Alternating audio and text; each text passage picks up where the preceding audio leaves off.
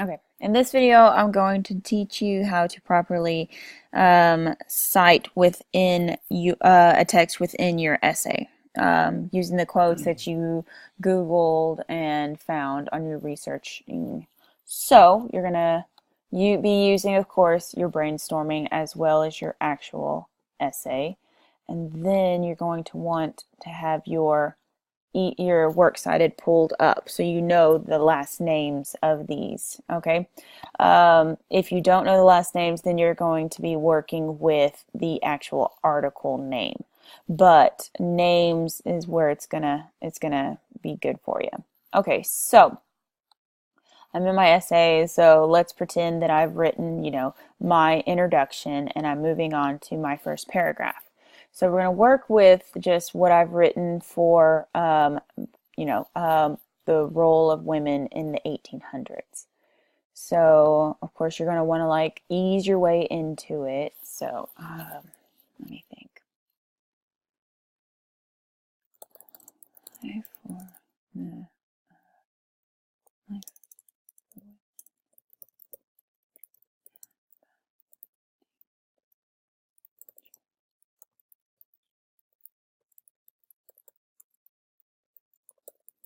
Misspelled. No. Oh, I did. Poo. All right. Misspelled it. Sorry.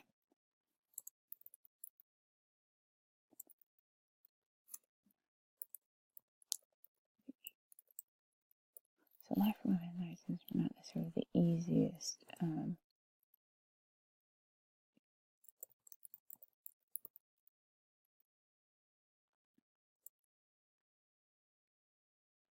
I don't like the way that. So okay. So I do apologize. Life for women in the 19th century was not necessarily the easiest form of living. I'll just not just to show you how to do this. I'm not gonna be too anal about this. So life for women in the 19th century was not necessarily the easiest form of living. For example, women. Okay, well, what did I first put? I'm gonna go back to this. So I'm gonna hit this first point that I'm trying to make. Women were submissive to their husbands and were not allowed their own voice. Okay, so I'm gonna use that and kind of say what, and then go into the quotation. So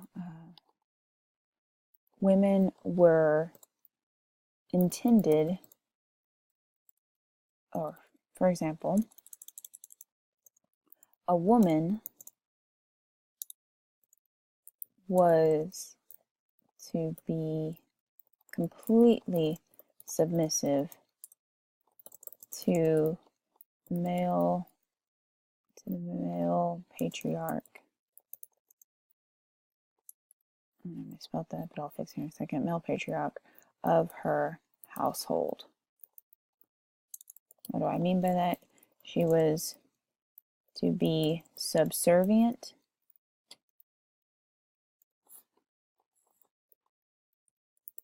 spelled that. I know, subservient. Oh my gosh, derp.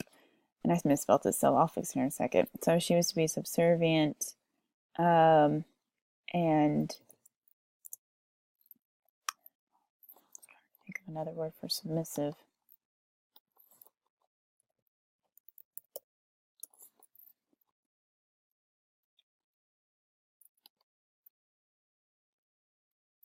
And accommodating, I like that. Dutiful, I even like, and obedient. Actually, I like that even better. Obedient.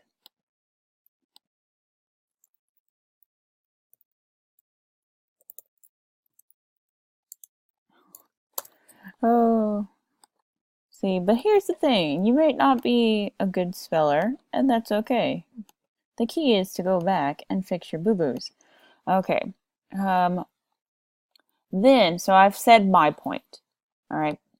Then I need to go into into my quote that I used. I need to, because this was given by a person, someone said this, it's not just a article, which I'll pull that up again just for reminding sake. Kelly Smith said this. So I would actually introduce Kelly Smith And then I would introduce what he slash she wrote. I believe the she, but I can't assume. So I would start out according to Kelly Smith's article. Oops.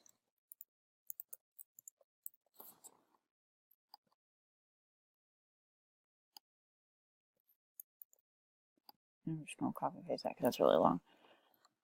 Okay. According to Kelly Smith's article, and then I would give the quote. According to Kelly Smith's article, Historical Brief of Women in the Early 1800s, I would give the quote that they gave and that I've looked up, all right, that I'm using. So I would just, highlight it. Oops. Highlight. Copy. And paste. Okay. Women were completely controlled by the men in their lives, first by their fathers, brothers, and male relatives, and finally by their husbands. All right, then of course I would end my quotation. So notice here, all right, there's no period. I'm going to put a period, but not quite yet. Okay, so you put your quotation mark, all right, just like that. See? All right, then I'm going to hit space bar.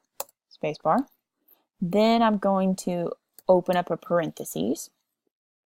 And even though I've mentioned already Smith's name, I still need to properly cite them. So because this was not a page number, it was a website, all I would have to do is just type their last name, just their last name.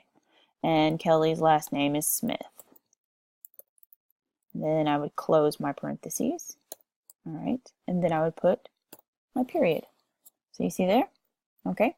So what this is doing, why do this? What it's doing, it's telling me or your professor in the, or whoever reads your essay that this is a quote, okay? And you can find more, if you like this quote, then maybe you might like this person's article. So you should go look up on my works cited, under Smith, and that tells me I go automatically Smith. Now let's say, what if I had two Smiths on here? Kelly Smith and then Jane Smith. Then I would need to actually put Kelly's first name on there. But I only have one Smith in my works cited. Okay, so I wouldn't need to do that. That's unnecessary. So but like I said, if I had more than one Smith that wrote an article that I'm using, then I would need to use their first and last name.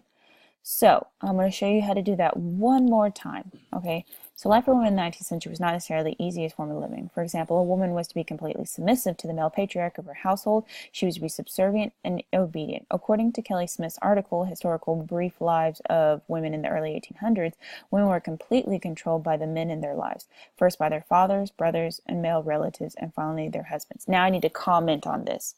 What does it mean to be subservient and obedient? A woman had no voice of her own. She was to do as the men in her life commanded,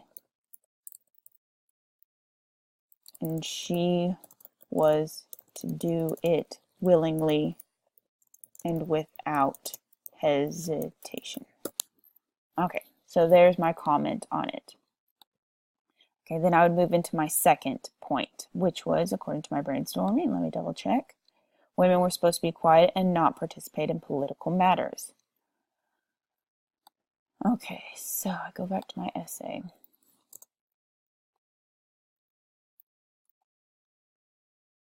Okay. A woman was not, okay, actually, in the 19th century, a woman was not her own person. She was thinking of a word. She was a branch of her husband.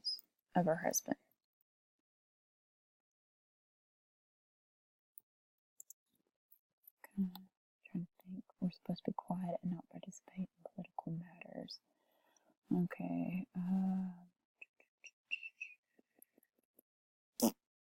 Trying to see if I want to use that one first or if I want to use this one first. Remember to be religious, Christian ideals, like being patient, loving. Ooh. Okay. I'm gonna switch this because I can see the relationship, how I can work that into the very end of my paragraph. So, and I can do that. I don't have to go in the order that I looked it up. So I'm going to use this one. So I'm going to delete this. This idea of being a servant to one's husband stemmed from the idea actually, hold on. So this idea of being a servant to one's husband actually stems from, hold up one sec. So I Googled something really quick because I wanted to use this. It just popped in my head, but I didn't want to have to put you through the dauntless, or not the dauntless, but the boringness of having to research it. Okay, so I want to use this, and now because I'm using this, I need to make sure that I cite it back in my Easy Bib. Okay, so I would need to do that here in a second. But I wanted to use this Ephesians 5:22 through 23 actually. Might not use the whole thing, but I do want to use this to make my next point, because my next point is women were to be devoutly religious and follow Christian ideals like being patient, loving, respectful, and above all silent. Okay, so just for my transition into the next thing.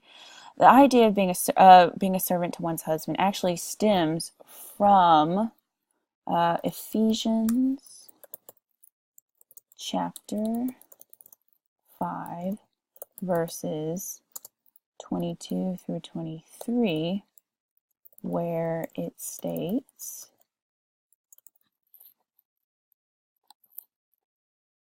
wives, submit yourselves to your husband, you do unto the Lord, for the husband is the head of the wife, as Christ is the head of his church. I'm going to just use that. Actually, just because of time, I didn't want to use the whole, or not time, but space. All right, now that is not correct spot. That is not correct font. Let me fix that. 12. Okay, and I don't need that 23. Go away. Okay.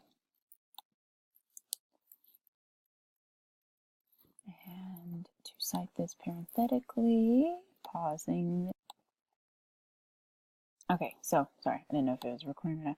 Okay, so the idea of being a servant to one's husband actually stems from Ephesians chapter 5, where it states, wives, submit yourselves to your own husbands as you do the Lord, for the husband is the head of the wife. All right, I close my quotation there. To cite the Bible, I would need to state the book I got it from, Ephesians 5, and then chapter, and then the verses 22 through 23. Then I would need to state the version that I got this, and according to the website I got it, it's the NIV, and you can just use the initials. MLA recognizes that, so I would just need to NIV. That's the version I got it. So it's not the King James version, etc., etc. Close parentheses.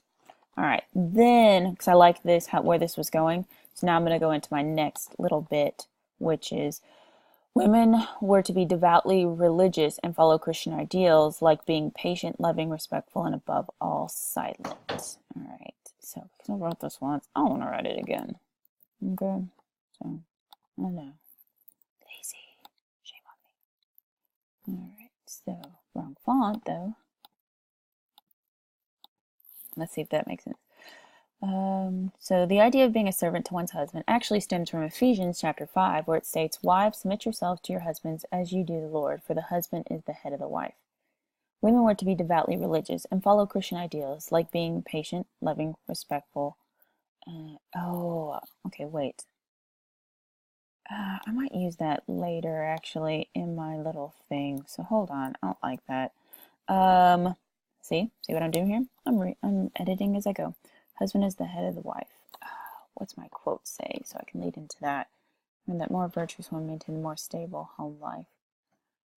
Piety was valued asset in a woman. Participation in religion was intended to encourage women's self-esteem. So, wives, submit yourselves.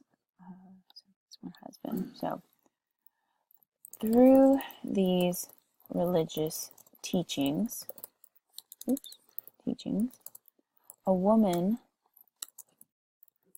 was to find solace.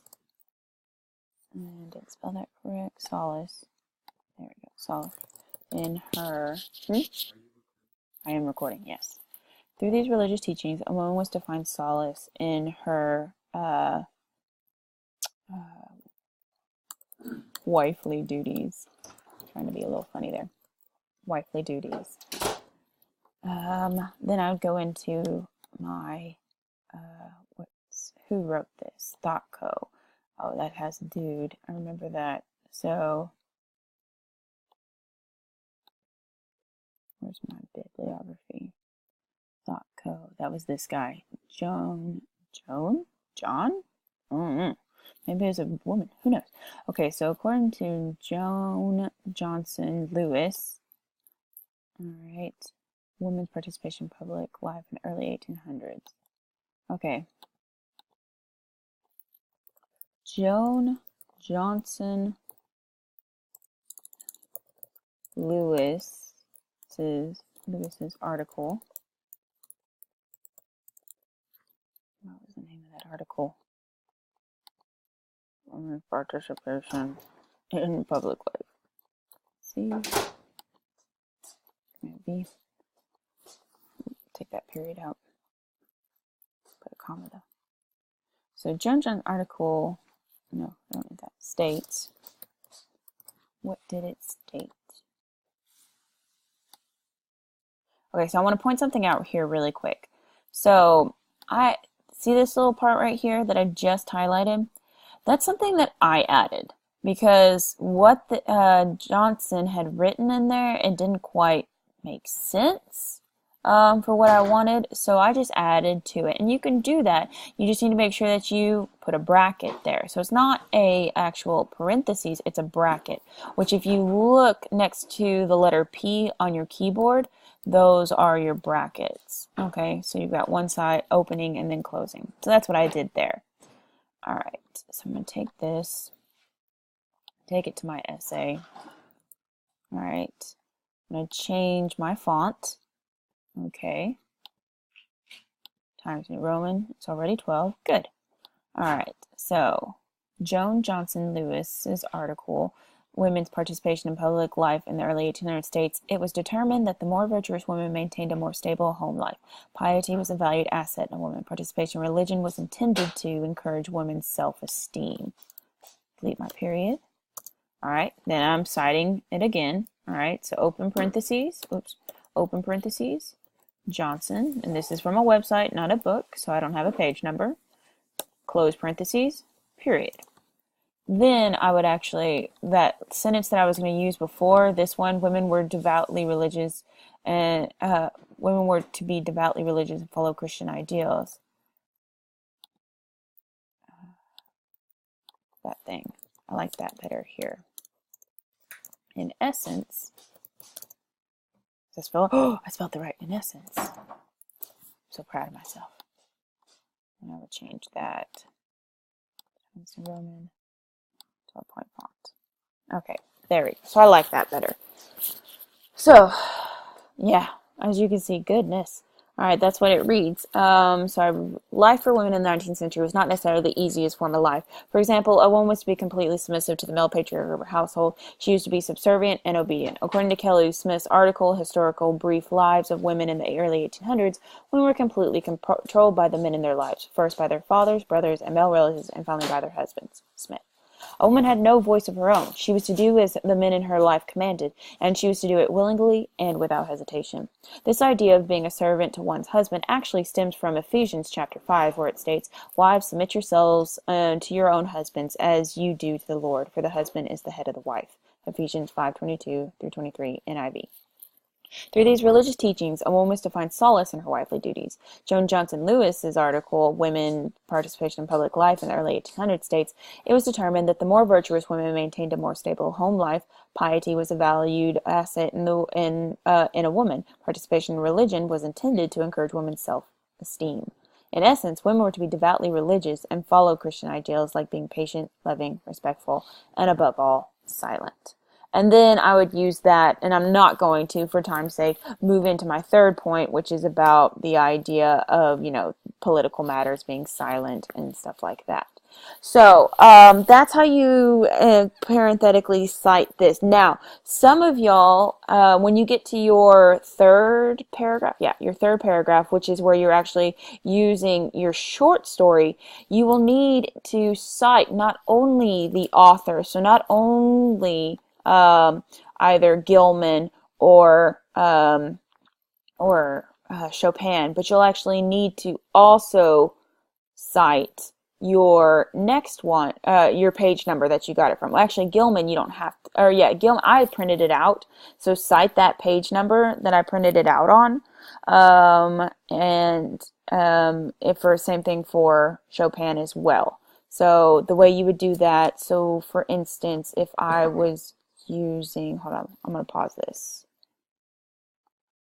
Okay, so to parenthetically cite let's work with Gilman. So for instance, if I was using a quote by Gilman, according to, and you can reference them, all right, by their last name. Never their first, all right, but their last name, that's okay. All right, I wanted to use this quote, all right, which is just from the very first page. So according to Gilman, it's very seldom that mere ordinary people like John and myself secure ancestral halls for the summer. If I wanted to use that, that's fine. I just now, so I've got my quotation. I began it and then put my other quotation.